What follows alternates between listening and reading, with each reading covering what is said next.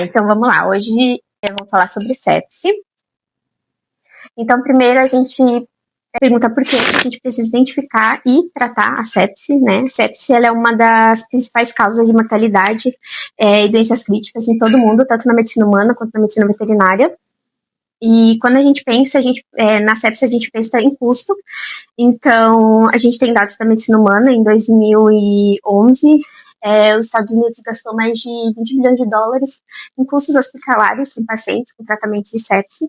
Então, quando a gente pensa na medicina veterinária, a gente pensa nos custos do tutor, né, que é um paciente que talvez entre para ventilação mecânica, que muito provavelmente vai precisar ficar na UTI, tem custos de exame de imagem, exame de sangue, então é um custo muito elevado para o tutor.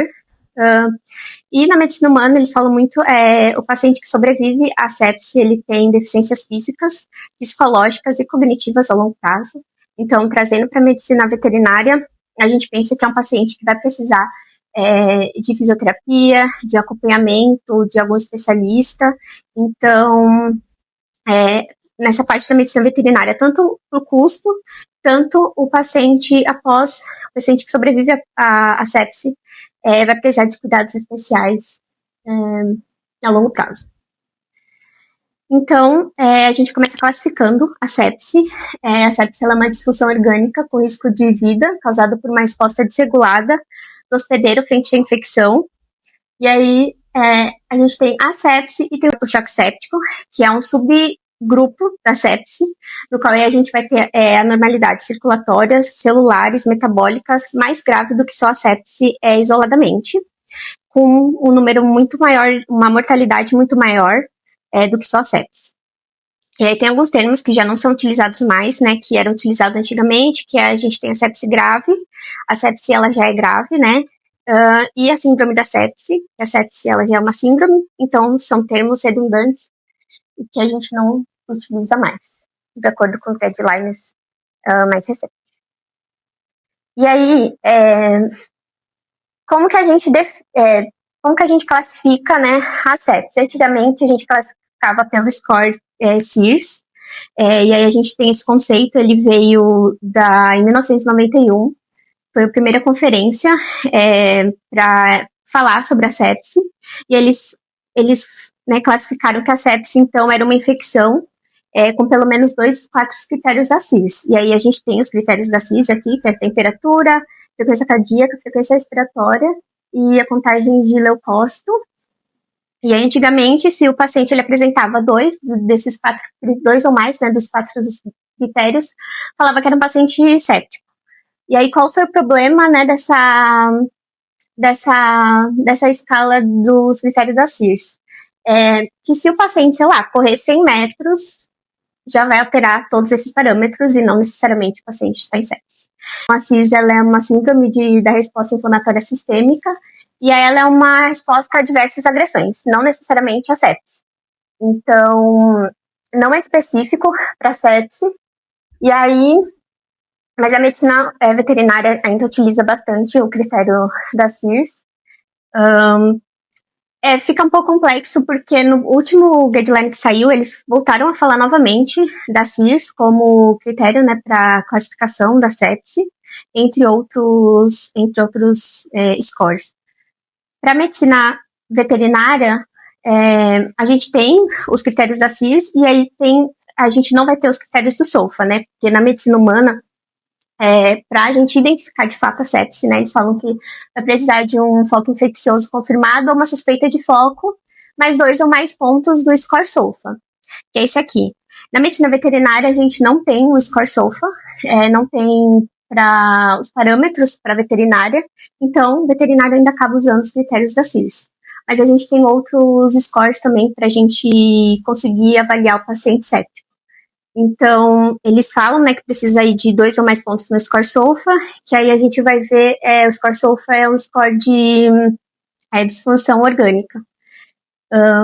E aí a gente vai ter sistema, né, o sistema respiratório, o sistema de coagulação, o fígado, o sistema cardiovascular, o sistema nervoso central e o renal. E aí tem o SOFA rápido também, que ele não deve ser utilizado para identificar a sepse. E aí, na área dos CIRS, a gente tem o do Rabelo, que também tem algumas alterações, mas vai voltado para os parâmetros para medicina veterinária. E tem o Apple Score. O Apple Score, ele tem alguns problemas, assim, de valores fisiológicos pontuando bastante, intervalos de referência pequenos, uma idade menor que pontua mais de idades maiores, então ele também, o Apple Score tem alguns problemas, mas são basicamente esses scores que a gente usa para identificar um paciente séptico, né, as alterações de paciente séptico. E aí o choque séptico vai pesar, né, da sepse, a necessidade de vasopressor para manter uma pressão arterial média acima de 65 e uma hiperlactatemia acima de 2, após uma reanimação volêmica adequada.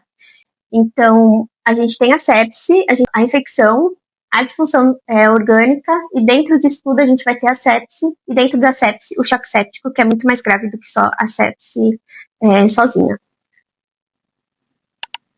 E aí, diagnóstico, como eu falei, a gente não tem um diagnóstico definitivo, né? Vai depender do histórico do paciente, das disfunções orgânicas que ele vai ter. O que a gente precisa identificar realmente se há uma infecção. Então, cultura, histologia, histopatologia e documentar o micro-organismo envolvido, identificar se tem alguma resistência antimicrobiana.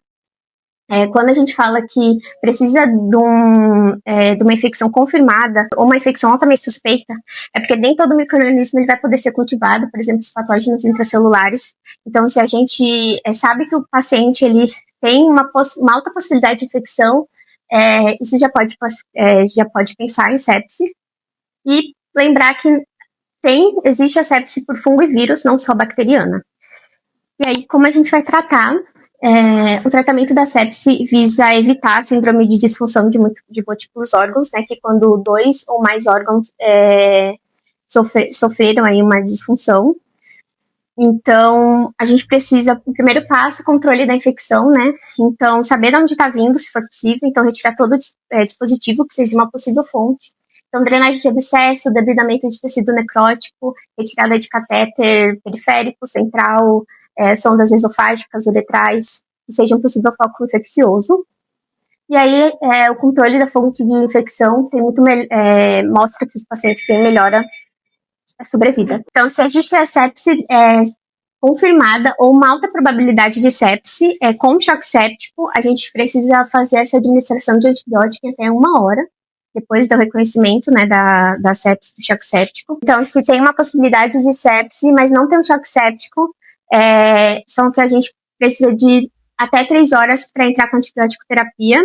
E aí essas 3 horas vai englobar uma pesquisa para saber se realmente o paciente está em sepse, qual é o agente que está cometendo o paciente, fazer exames para entrar com o antibiótico mais adequado para o paciente. É isso, pessoal.